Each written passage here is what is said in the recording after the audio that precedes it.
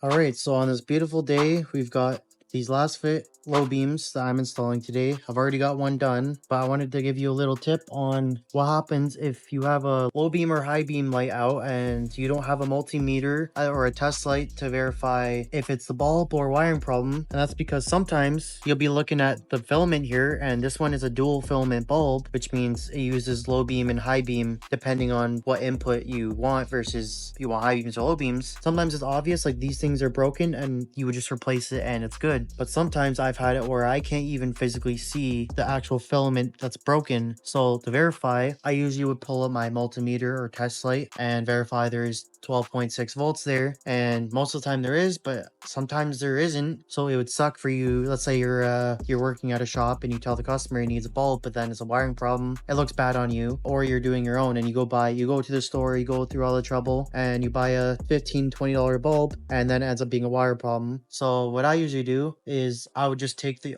bulb on the other side and plug it into the plug here, plug it back in like this one was in there the first time, and that would verify if it's the bulb or a wiring problem without needing any multimeter, test light, or anything. The only thing you would need is either the bulb or to find the wire that's broken. So that's a little tip on if you can't physically see these being broken, which happens a lot, then you can verify using a known good bulb, and that could save you a trip to the store or save you some money and time. It would save you from buying a multimeter as well, but I recommend having one just in case. But that's a cheap way of checking whether it's a wiring problem or your bulb is blown. This is what the final product looks like.